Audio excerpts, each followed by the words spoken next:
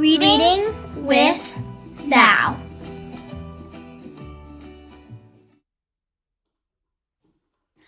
Hi everyone, my name is Valerie.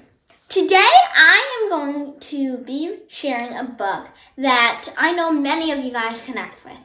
And that is basically what you want a book experience to be. And the book I'm going to be reviewing to you today, Taking Up Space. It is by Alyson Gerber, who also wrote Focused and Braced. Taking Up Space is a realistic fiction book, and I would rate this book a 10 out of 10. In this book, our main character is Sarah. Now, Sarah's life is basically basketball. She loves being part of a team and, feeling like she belongs. Recently, Sarah's been feeling a little bit more down because her parents, they work a lot. And a lot, I mean a lot. And sometimes her mom forgets to feed her or cook for her. And that makes Sarah feel not cared about, and she's worried about her body.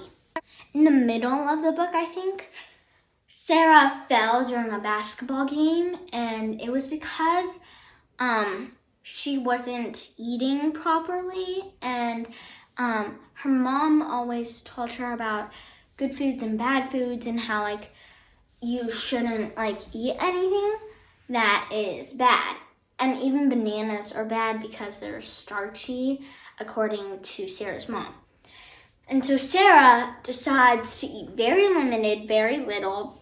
She decides to close doors to her world. Sarah acknowledges that her parents don't feed her, and she wants to make sure that her parents are aware of that. And so Sarah's family goes to a therapist, and they slowly, bit by bit, try to make life easier for Sarah in a way that she's not afraid of food. And while all of this crazy stuff happens, Sarah finds out she loves cooking, and she has a crush named Benny. And sometimes she goes over to Benny's house because she's practicing with him to cook. There's a kids cooking competition that they're going to enter, and it's in pairs, and Sarah and Benny really want to excel in that, so they practice a lot. And Sarah feels like she's being stretched into different positions and different places, and it's really not a great feeling for her.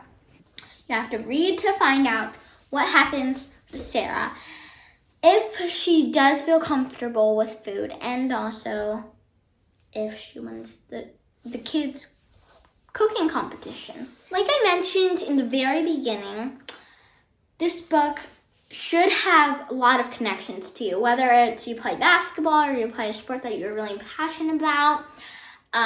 Maybe your parents work a lot too, or maybe even you really like cooking. I love cooking, and also I love playing basketball, which is another thing that Sarah and I have in common. And I get that she feels like she doesn't have enough time. And I get that.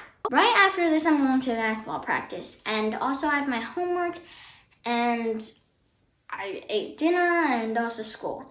So there's a lot of things that Sarah needs to balance out during this book. And I feel like she did a pretty good job, but she still needs to make more awareness that she needs food. You can't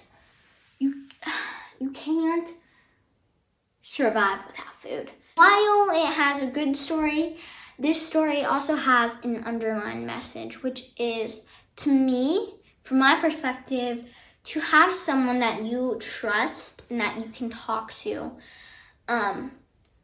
And because every single person has so many emotions. If you don't share them with other people, then your brain will be clogged up, and it it consumes so much of your time just thinking about the things you're stressed about. That's one lesson. And there's also to always feel comfortable in your own body, in your own position. It's really hard for Sarah in this book, and it's really hard for a lot of people in the world. Just to have someone that you can trust, you can talk to, and also being comfortable with your own self. Saying positive messages to yourself like, I am enough, or like, I will get through this, or I'll be able to achieve this soon, really helps you. And it helps me, like, on a daily basis. Tomorrow we have a math test. During math tests, I always get freaked out for some weird reason.